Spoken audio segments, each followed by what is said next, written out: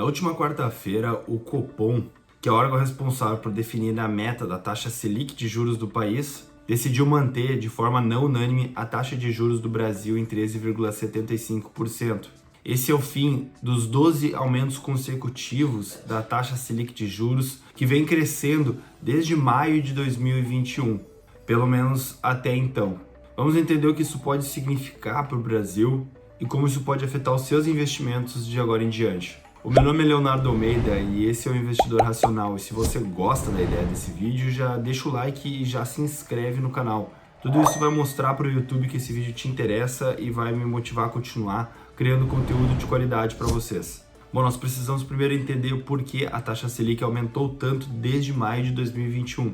A taxa Selic de juros basicamente serve para regular as taxas de crédito dentro do país. E aumentando a taxa de juros do crédito, o Banco Central, em conjunto com o Copom, consegue regular toda a liquidez dentro da economia.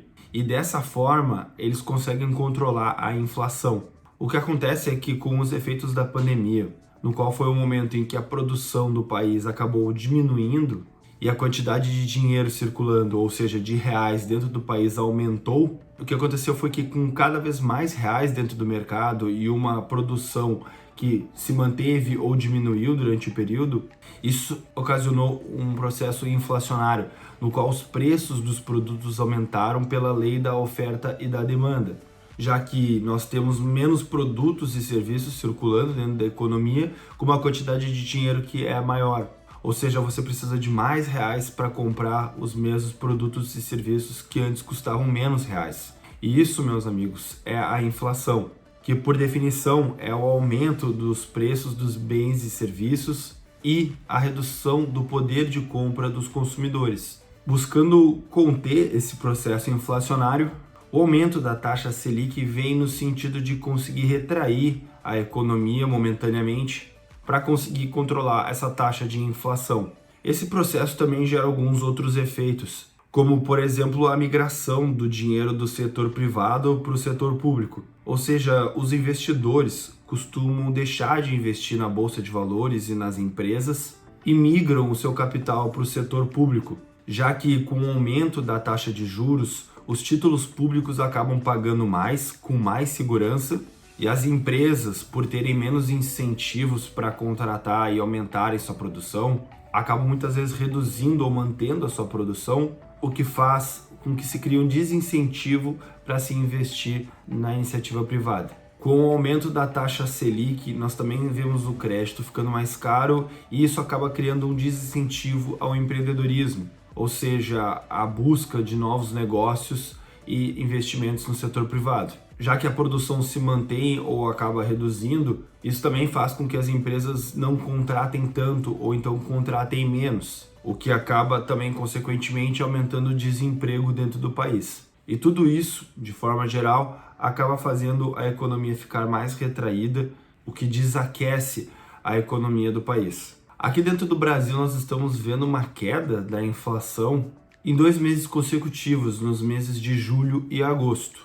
O que pode ter sido também uma das causas que fez com que o Copom e o Banco Central optassem por manter a taxa Selic de juros em 13,75% e não aumentassem mais essa taxa, que, vale lembrar, já está num patamar muito elevado e que talvez um pequeno aumento também não fosse tão impactante para o objetivo de conter o processo inflacionário dentro do país. Talvez não haveria uma necessidade de aumentar mais 1%, ou talvez deveria se pensar o quanto isso poderia mudar na economia, sendo que nós já ultrapassamos as 2 casas da taxa de juros.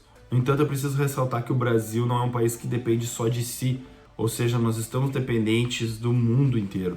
E eventos globais podem acabar alterando o rumo da economia global de forma que seja aumentada também a nossa inflação aqui dentro, justamente pela lei da oferta e da demanda de commodities, por exemplo. Sobre a redução da inflação em julho e agosto, vale ressaltar que nós vimos 2 setores puxando essa queda desse índice, que foram os setores de transporte e comunicação. Sendo muito representativo a queda da inflação no setor de transporte, a redução do ICMS sobre os combustíveis e a redução do preço do barril de petróleo, já que o preço do barril de petróleo é o menor desde janeiro desse ano, que chegou a um patamar de $82 por barril de petróleo.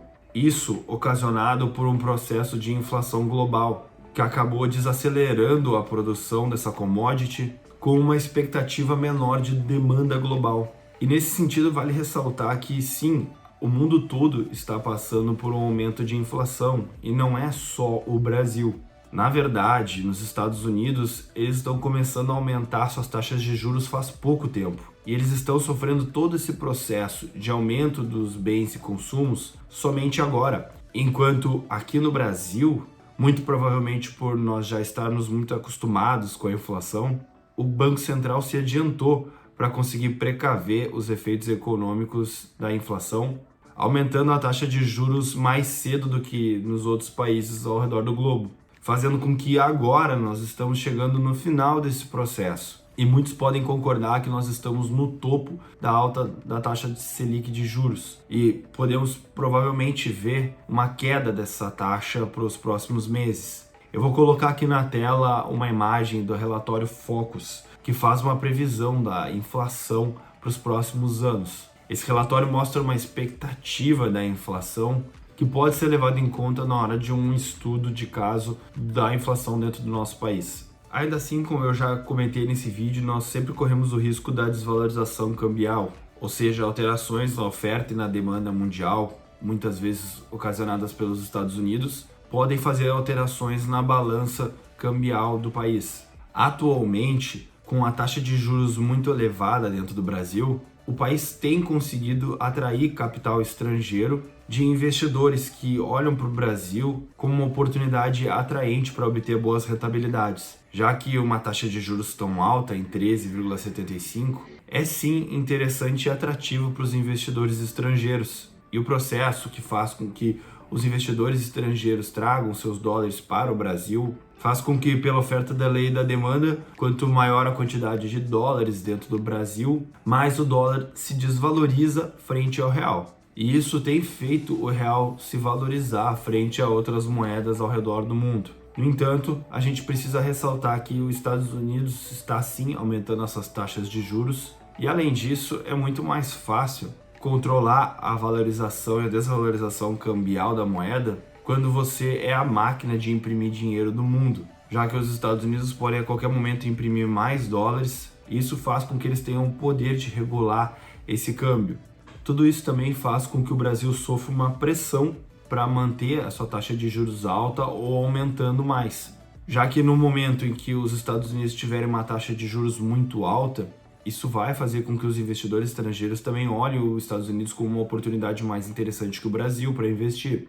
Então, para o Brasil se manter interessante para o capital estrangeiro, ele vai precisar aumentar muito mais a sua taxa de juros e trazer rentabilidades muito maiores do que os Estados Unidos traria para balancear a relação entre rentabilidade e segurança desses investimentos, já que é muito mais seguro você investir em um país de primeiro mundo como os Estados Unidos, que são a maior potência mundial, do que no Brasil, um país em desenvolvimento. Falando agora um pouco do futuro, se nós a partir de agora começarmos a ver uma redução da taxa de juros dentro do país, as expectativas para a iniciativa privada com o aumento dos lucros e da produção de empresas e de negócios é positiva, já que justamente pela redução da taxa Selic, os juros do crédito serão menores e farão com que as pessoas peguem mais dinheiro. E se você não sabe, o Brasil é um dos países que mais utiliza do crédito e que tem pessoas tomadoras dentro do país. Se o brasileiro tem algum valor para pegar, normalmente ele está pegando. E com os juros mais baratos, isso faz com que se pague menos por esse crédito e se incentive cada vez mais esse processo, aquecendo a economia e a iniciativa privada. Isso justamente faz com que a Bolsa de Valores acabe se tornando mais interessante e a gente veja o aumento dos preços das ações. Que, por sinal, hoje a Bolsa de Valores do Brasil se encontra numa relação de preço por lucro muito mais atraente do que em outros países do mundo. Ou seja, o preço das ações no Brasil, de forma geral, ainda se encontram muito descontadas em relação a outras bolsas de valores do mundo. Ao mesmo tempo, isso também pode trazer uma queda nos rendimentos de renda fixa, já que com uma taxa Selic caindo, os títulos que são atrelados à taxa de juros do país também irão reduzir as suas rentabilidades. E, futuramente, eu também estou olhando para ativos de ações estrangeiras, já que nós estamos vendo a Bolsa dos Estados Unidos caindo muito também, por esse aumento da taxa de juros dos Estados Unidos. Ou seja, daqui a algum tempo, nós provavelmente podemos ver muitas ações dos Estados Unidos de nomes muito reconhecidos mundialmente, estando a preços mais baratos do que há muito tempo já vistos. Mas e você? Como você pretende investir a partir de agora? Se ficou alguma dúvida ou tem alguma opinião a dar a respeito desses assuntos, deixa no comentário que a gente pode trocar uma ideia sobre isso. Eu só te peço que você também deixe o like, se inscreva no canal e ative o sininho para receber as próximas notificações. O meu nome é Leonardo Almeida, esse é o Investidor Racional e nos vemos no próximo vídeo.